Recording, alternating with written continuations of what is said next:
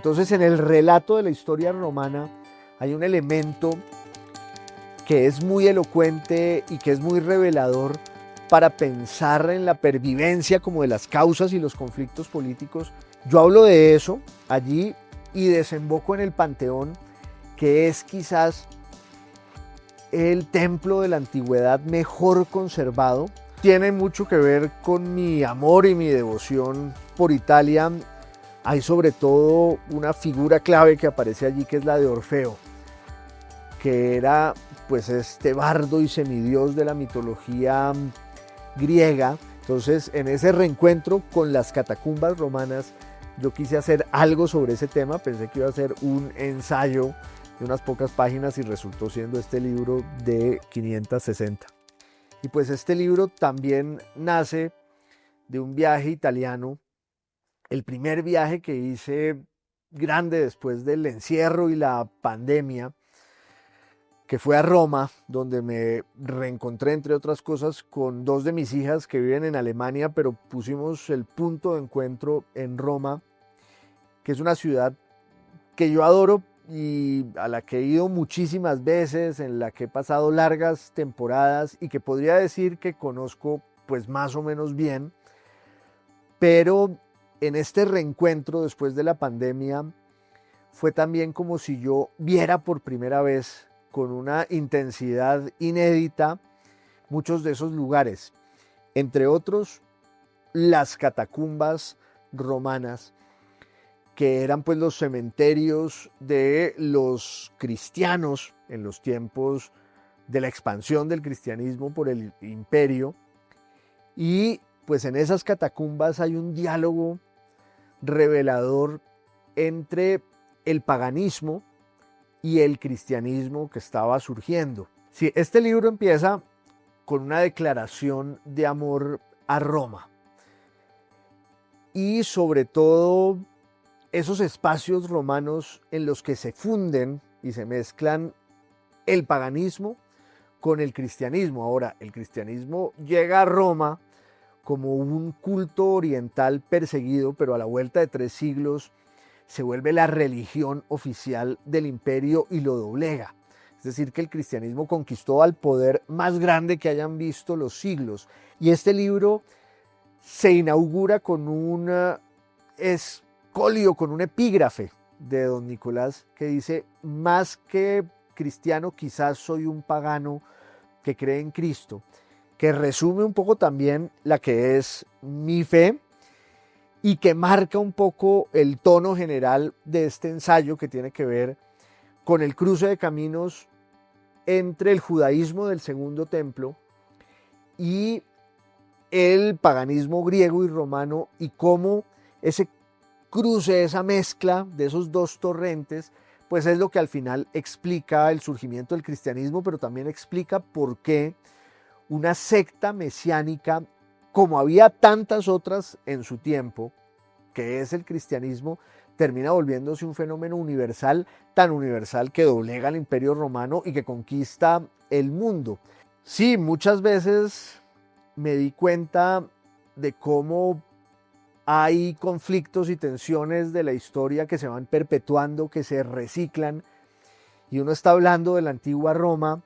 y parecería como si estuviéramos hablando de la Colombia de hoy, incluso en el plano ideológico y partidista y en las causas que se atizan y se defienden. También hay que tener mucho cuidado con ese lugar común de que la historia se repite, porque eso no es cierto. Pero este libro, a su manera, también es una historia de Roma, de la Roma mítica y monárquica, luego del surgimiento de la República con sus conflictos y la creación del Imperio Romano. Yo sentía que tenía que contar esa historia porque quería narrar muy bien todas las raíces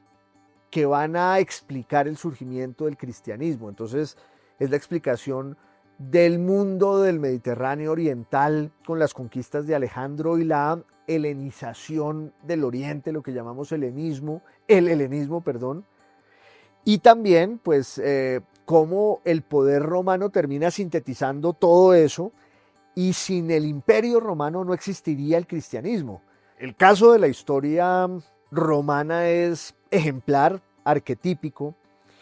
porque Roma empieza su expansión, que la va a llevar muy pronto a volverse pues la dueña del Mediterráneo y el imperio más grande que haya habido, yo creo, en la historia de la humanidad. Y ese proceso del surgimiento del imperio romano, que en realidad tiene que ver con la República Romana y su expansión por todo el Mediterráneo a oriente y a occidente, coincide con la necesidad por parte de la sociedad romana de inventarse un pasado que estaba allí depositado en los mitos y las leyendas, porque también Roma había sido asediada por los celtas en el siglo IV antes de Cristo y se decía que se habían quemado todos los archivos. Entonces, en un momento dado, cuando Roma empieza su gran expansión y las élites romanas van cobrando conciencia del lugar que empiezan a tener no solo dentro de Italia, sino dentro del Mediterráneo, pues necesitan inventarse su historia o reinventársela y empiezan a creer en ella como si fuera un acto de fe. Y eso es algo que pasa mucho en distintas sociedades a lo largo de los tiempos, a lo largo de los siglos. Hay muchas veces una necesidad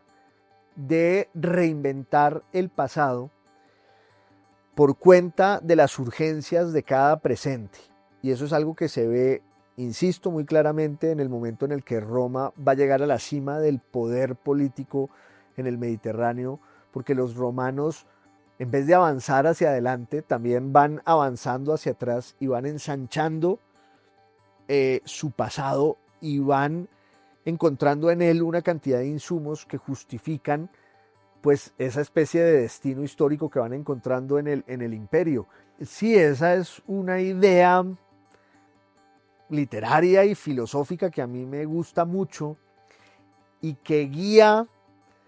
la obra de un autor español al que adoro, que es Javier Marías, que siempre decía eso, que nuestra vida y nuestro destino son la suma de lo que fuimos y somos y hemos decidido y hemos hecho, pero también es la suma de todo aquello que dejamos de ser y hacer. Es también como una especie de destino paralelo que proyecta su sombra sobre el nuestro con aquello que negamos. Y leyendo otra vez esa idea de Javier Marías, yo me di cuenta de que él era un gran lector de un autor colombiano al que yo venero, que es Álvaro Mutis. Es uno de los autores que más le gustaban a Javier Marías, y resulta que esa idea Javier Marías la sacó de la obra de Álvaro Mutis a partir del destino de Macrol, del destino contrariado y desastrado de Macrol. Mutis decía eso: somos lo que somos, porque fuimos lo que fuimos, somos la suma de todas nuestras decisiones, de los gestos que van tejiendo nuestra suerte, pero somos también el relato contrariado y negado de aquello que no fuimos,